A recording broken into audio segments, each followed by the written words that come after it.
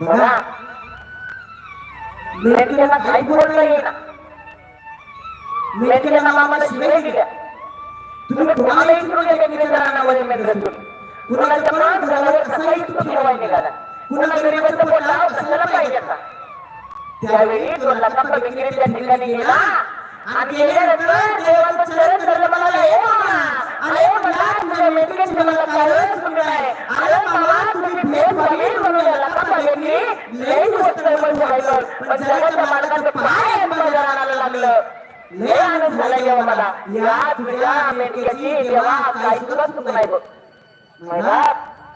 रागानं लाल झालेला या कलियुगाचा बाळू बघून त्या लतापा विक्रीला पायावर डोकं ठेवल्याबरोबर बर्फा प्रमाणात ठेवत गेला.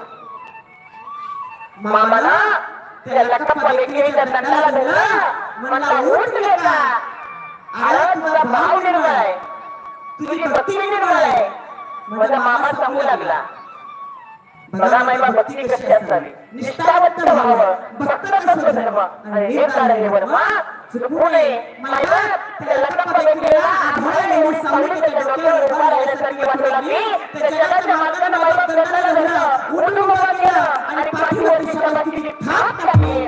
आणि थाप टाकल्याबरोबर मायबा लतापा विक्रीच्या डोळ्यात अश्रू व्हायला लागले का तर या जगाच्या मालकाची थाप त्याच्या पाठीवर होती. एवढं सोपं आहे का मायबा. ज्या लतापा विक्रीला वाटायचं मामानं मला भेटावं, मामानं दोन गोष्टी बोलल्या.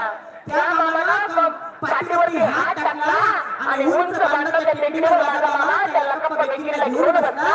आणि बसल्यानंतर लतापाची विचारपूस केली. मायबाप एखाद्या आई वडिलांना प्रेमळपणे विचारपूस करावी तशी माझ्या मामाला त्या लतापा विक्रीची विचारपूस चालू करायला सुरुवात केली. साल 1928. मायबाप बघा या देवाची कीर्ती नाही कशी. मायबाप त्या लतापा विक्री म्हणाला हे म्हणला मामा ऐक म्हणला तुझी मेंढी मौल्यात माझ्या रानात आली ना तर ऐक म्हणला मामा कृपाचं माझं तुझी मेंढी मौली जगतं आणि माझ्या रानात भूक. मामाला सांगितलं लतापा विक्रीला नाव विचारलं.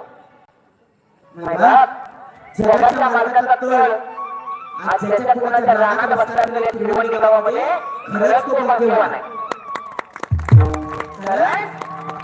मी सांगून नाही तुम्हाला या देवाचं पाय तुमच्या गावाला लागणं, या शेत मालकाच्या रानाला लागणं एवढं सोपं नाही मायबाप. तुम्ही म्हणाल बाळू नगर हा नगर समाजासाठी देव नाही मामा.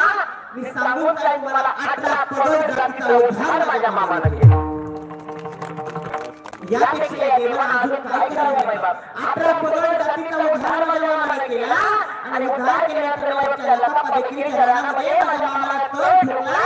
आणि तळ ठेवल्यानंतर मायबाप लतापा विक्रीच्या घरची परिस्थिती हालाकीची आहे, गरिबीची आहे मायबाप. आणि गरिबीची परिस्थिती असताना त्या लतापा विक्रीनं मामाला म्हणला ए म्हणला मामा ए म्हणला ऐक रे म्हणला अरे या गरिबाच्या झोपडीला म्हणला या बाळू नगराचं पाय तरी लागू दे. मायबाप जगाच्या मालकाचा नाईलाज झाला. आणि यातून एक लक्षात घ्या ज्याला माझ्या मामाची आतुरता लागते ना आतुरता त्याची भेट घेण्यासाठी माझा मामा प्रत्येकाच्या ओरडेला सुद्धा जायला कमी करत नाही. म्हणून सगळे मायबाप माझे मामा लतापा विक्रीच्या घरी गेले मायबाप. घरी गेल्यानंतर त्या लतापा विक्रीची परिस्थिती काय असेल मायबाप. त्या लतापा विक्रीच्या घरावर मायबाप ते छप्पर होतं, त्या छप्पराला सुद्धा मायबाप सगळे ढिगळं पडले. तिकडून बघितलं की आकाश दिसायचं, तिकडून बघितलं की आभाळ दिसायचं मायबाप. काय त्या लतापा विक्रीच्या घरची परिस्थिती सगळा प्रपंच फटका.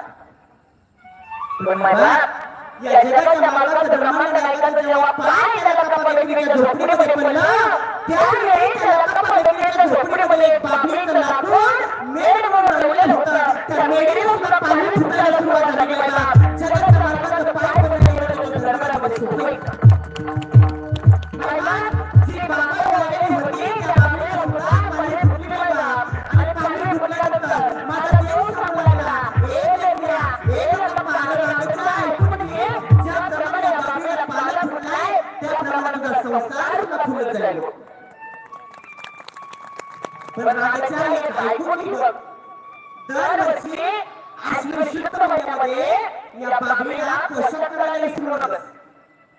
आणि मायबाप आज तुम्ही केरूर गावामध्ये गेला तर आश्विन शुक्ल महिन्यामध्ये त्याला का